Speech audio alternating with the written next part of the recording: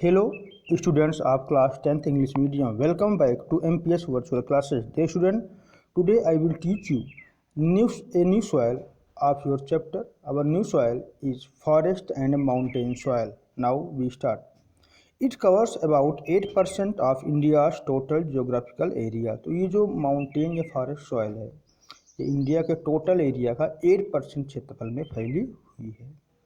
Now अब इसके feature से देखेंगे क्या विशेषताएं इस सॉइल की हैं। First point, it varies in texture from loamy and silty in valley side to coarse grained in the upper slope. ये जो सॉइल है वो बनावट में लोमी मतलब दोमट होती है और सिल्टी होती है जो लोअर एरिया है, जबकि जो अपर स्लोप है वहाँ पर दानेदार होती है, मोटे दाने नुमा होती है।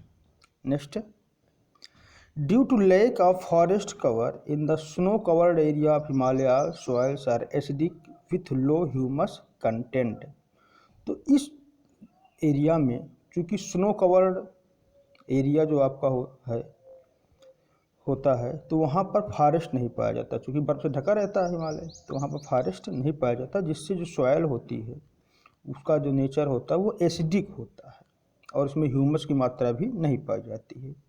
Third point, this soil is useful for cultivating spices, T, coffee and tropical fruits.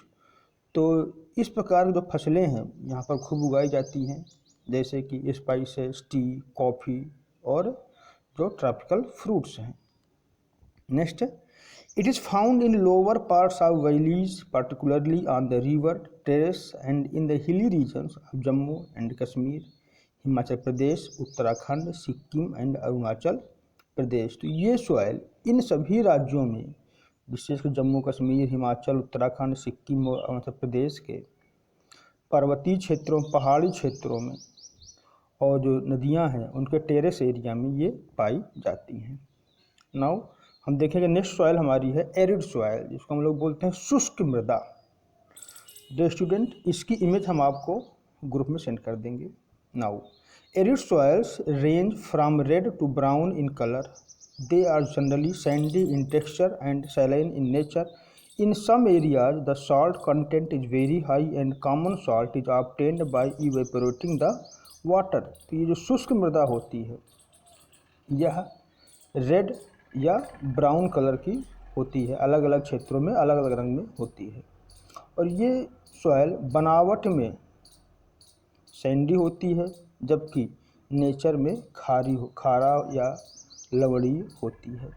कुछ एरियाज़ में इसमें सॉल्ट की मात्रा बहुत ज़्यादा होती है, यहाँ तक कि वाटर द्वारा जब इसका वाष्पीकरण किया जाता है इस सॉइल का तो आसानी से हम सॉल्ट मतलब कॉमन सॉल्ट नमक प्राप्त कर सकते हैं।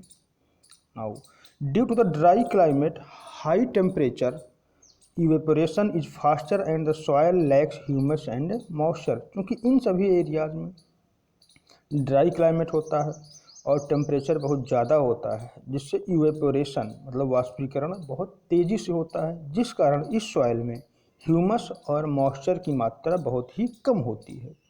Now the lower horizons of the soil are occupied by conker because of the increasing calcium content downwards. The conker layer formation in the bottom horizons restrict the infiltration of water. तो ये जो area होती है उसमें इस soil में कंकर की मात्रा ज़्यादा होती है, जिससे कैल्शियम के जो कंटेंट होते हैं वो मिट्टी के निचले हिस्से में अधिक पाए जाते हैं, जिससे ये सॉइल वाटर को एब्जॉर्ब नहीं कर पाती है। मतलब बरसात आदि होती है तो वाटर ऊपर से ही बह जाता है, एब्जॉर्बेशन नहीं हो पाता है। Now after proper irrigation these soil become cultivable as has been in the case of western Rajasthan. तो पश्चिमी राजस्थान जैसे कुछ हिस्सों में उचित सिंचाई की व्यवस्था करके यहाँ पर हम लोग कृषि वगैरह करते हैं। Now student, homework for you. First, describe any three main characteristics of forest and mountain soil, and second, describe any three main characteristics of arid soil, and third, how the arid soil can be distinguished from other soils. Thank you.